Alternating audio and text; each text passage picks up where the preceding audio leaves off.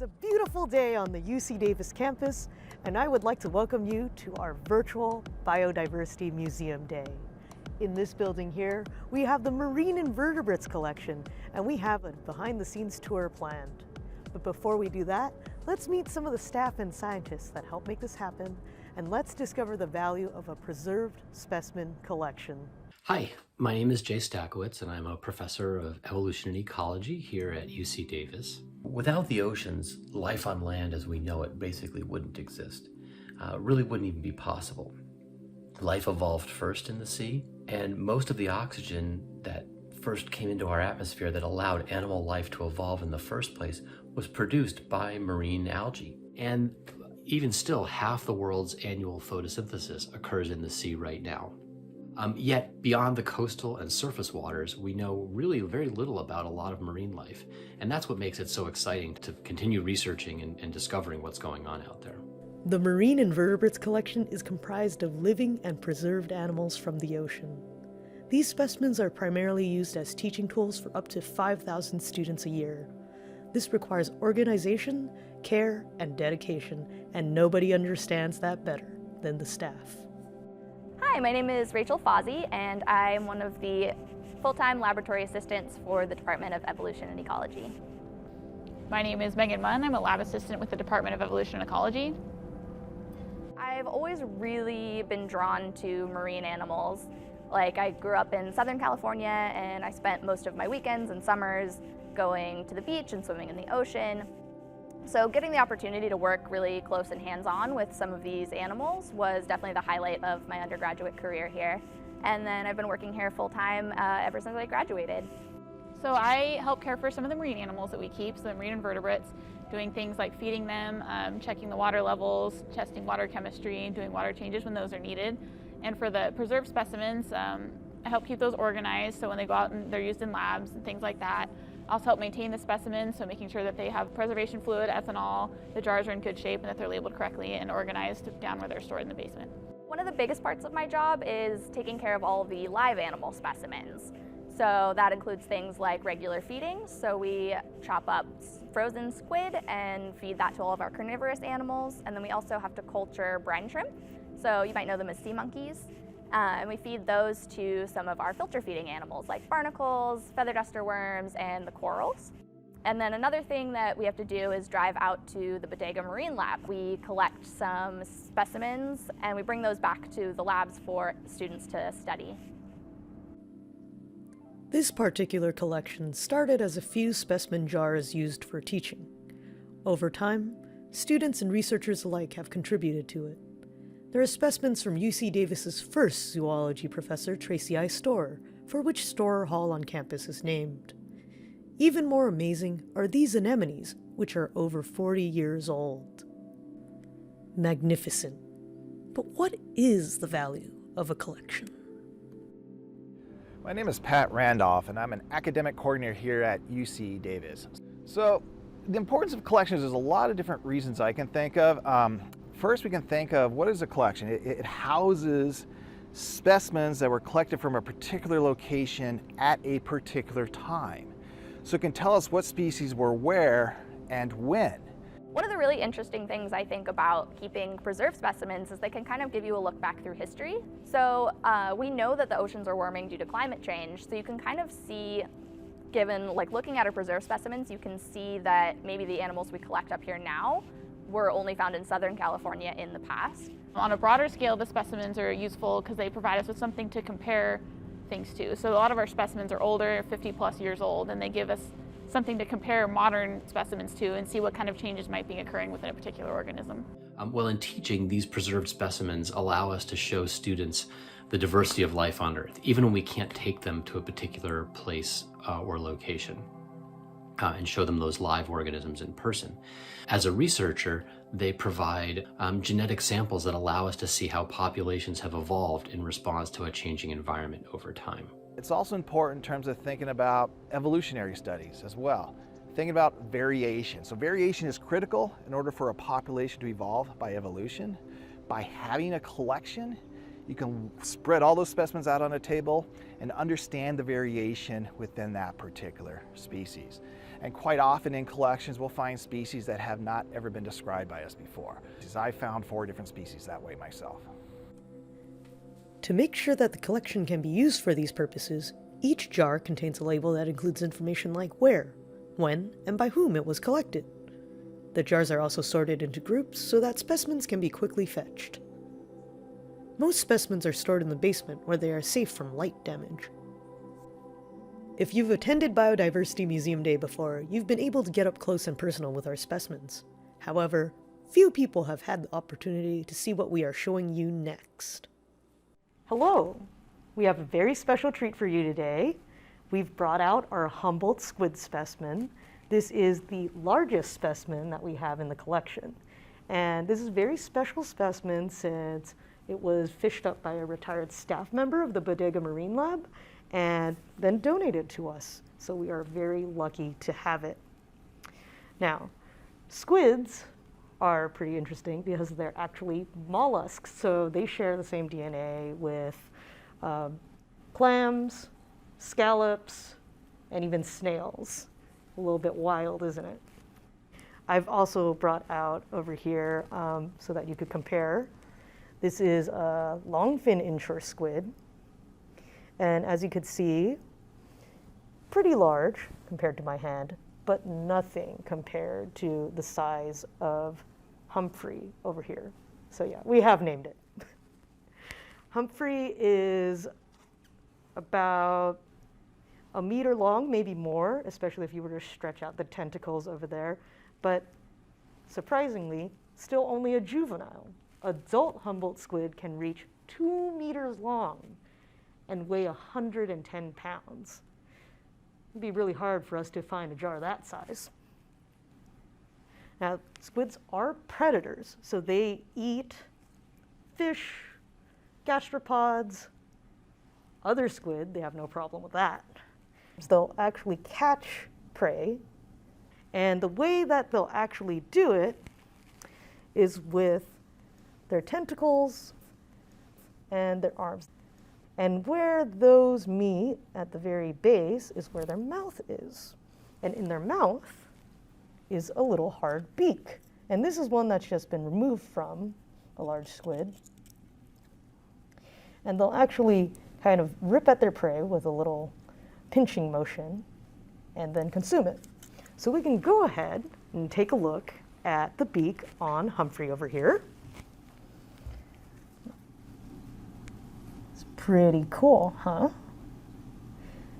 And so that's what they'll use to eat.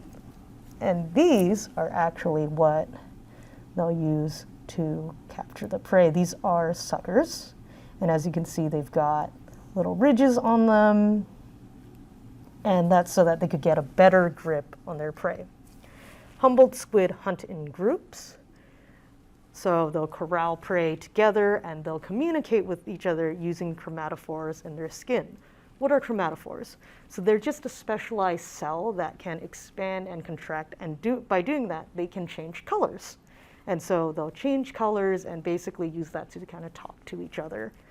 And we've taken advantage of this visual cue by using light lures to hunt Humboldt squid.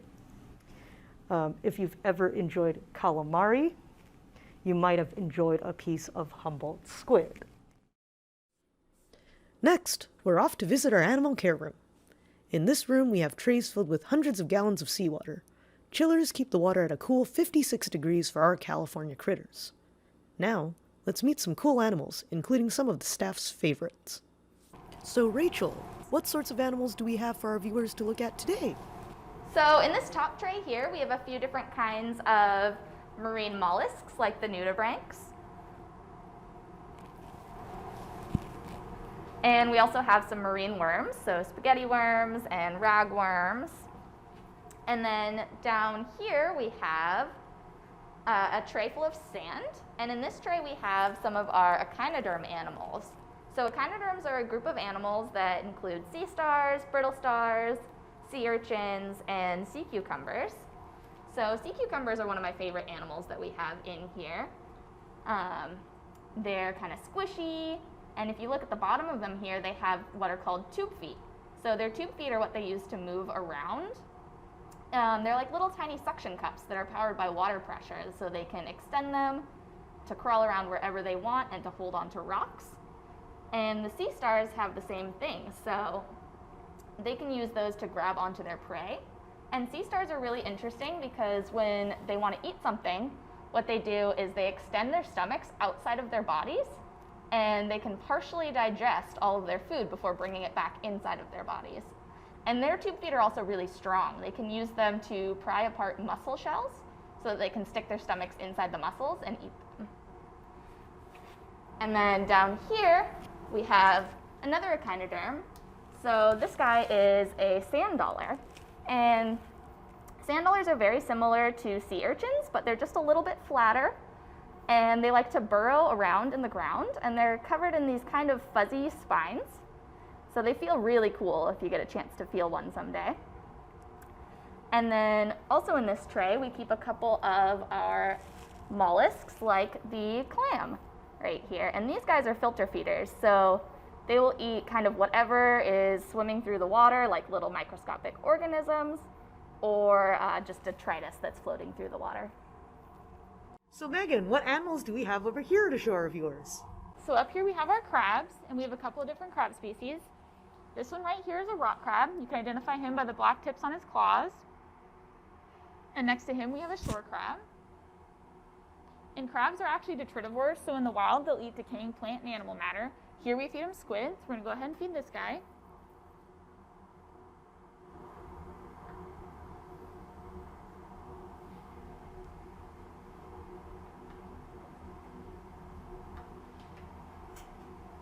So a pretty excited crab.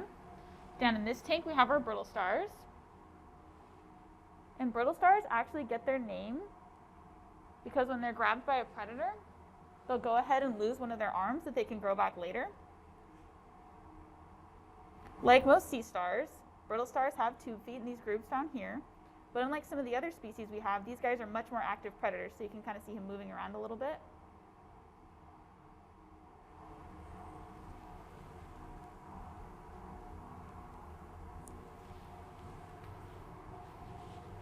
Down here we have our hermit crabs. And hermit crabs get their name from the shell they carry on their back. So they can't actually grow their own shell. Instead, they find the shells, discarded shells of mollusks. And see what this guy's doing is they'll actually tuck back in their shell and use their claw like a little door to protect themselves from predators. And since these guys don't grow their own shells, as they grow, they have to find new shells that fit them better. One of my favorite animals that we have in the lab are our jellies. And jellies are actually part of a group called cnidarians, which includes things like gorgonians, anemones, corals. And what makes the cnidarians unique is the presence of stinging cells called nematocytes. When touched, these nematocytes fire a harpoon-type structure that injects venom into whatever touched it, which is what gives jellyfish their quote-unquote sting. In jellies, these cells are located along their tentacles, which they use to capture prey. And while some jellies have rudimentary eye spots that can sense light, none of them actually have a brain. Instead, they have two nervous systems, one that controls swimming and one that controls other actions such as feeding and things like that. One jelly species we have in our invertebrate collection here is our mangrove jellies, or upside down jellies. And these jellies actually will sit upside down on the ocean floor to allow the symbiotic algae in their tentacles to photosynthesize. One of my favorite types of animals that we have here in the collection are the sea slugs. Sea slugs are a type of marine mollusk called a gastropod. So they're related to limpets and snails, but unlike the limpets and snails, sea slugs have either lost their shell completely or their shell is reduced to a very small plate. Gastropods have a specialized feeding mouth part called a radula, and that's made up of a bunch of tiny, tiny little teeth that are used to cut or scrape their prey.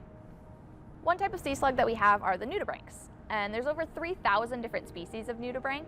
They come in all sorts of different colors and patterns. Some use the coloration as camouflage, and others will use it as sort of a warning coloration to warn predators that they might be poisonous. Nudibranchs have really widely varied diets, so some will eat sponges, some will eat tiny crustaceans, others can even eat other nudibranchs. There's a few species of nudibranch that are really specially adapted to eat cnidarians.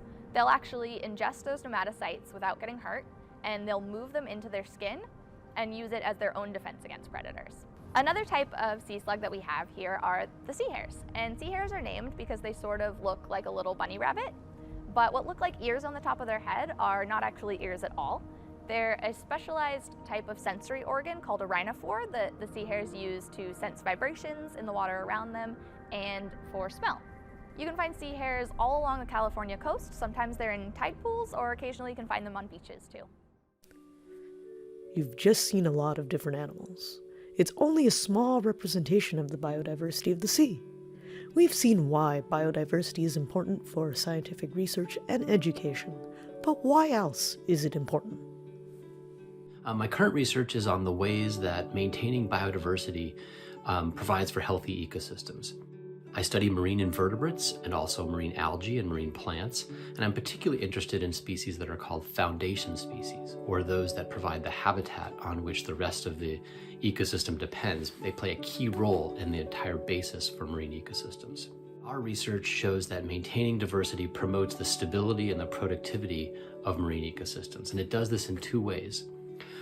First, many species perform subtly different roles and complementary roles in ecosystems in ways that means that having many species allows for greater efficiency in resource use and greater production.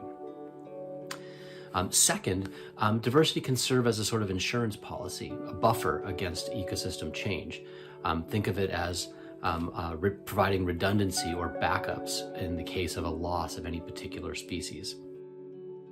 We are always thrilled to share our knowledge with you, and though the collections are closed this year, there are plenty of things you can do to learn about the biodiversity around you. Well, one of the easiest ways you can interact with the natural world is doing what I'm doing. Just go outside, sit somewhere, and just pay attention as to what's going on. For example, there's a squirrel over there, there's a bluebird flying over there. You just want to be patient and just watch the world go by. You can also take a walk.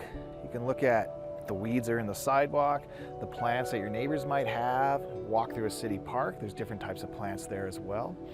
And I also encourage you, try to learn the names of these organisms. So birds and trees are everywhere. And once you start knowing the names of things, you actually start noticing more biodiversity out there. You start seeing the differences between different tree species or different bird species. If you go to the beach, same thing. As you walk along the beach, dig in the sand. Look at the rock. You'll see animals attached to the rock.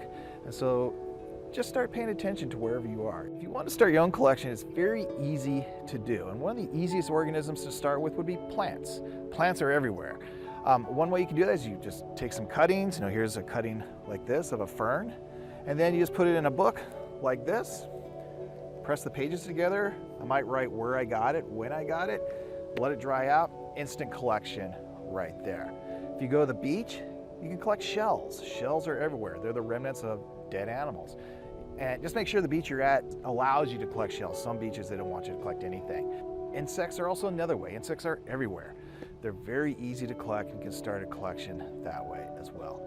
You just want to be careful again if you're doing collections, making sure that you're not collecting animals illegally, for example. So you can't collect a bird without a permit. So don't do that. You can't collect mammals without permits, so don't do that. And lastly, a word of advice for young scientists. Do I have any words of wisdom for young scientists? Well, first of all, it would be to just emphasize that science is fun. That's why I do what I do. I never know what we're going to discover next. I have the freedom to think about whatever questions I want and pursue the areas that I think as a scientist are interesting. And probably most important and most sort of valuable to me is the opportunity to teach the next generation, helping inspire the next generation of scientists and seeing them sort of strike out on their own into their own careers is just so rewarding, and it's by far the most important and interesting thing that I do. Thank you for joining us for our virtual Biodiversity Museum Day. We hope you enjoyed our content and that you check out the activities as well as the other collections. See you next year! This video was made possible by viewers like you. If you would like to support Biodiversity Museum Day, please check out our crowdfunding campaign. We appreciate your support.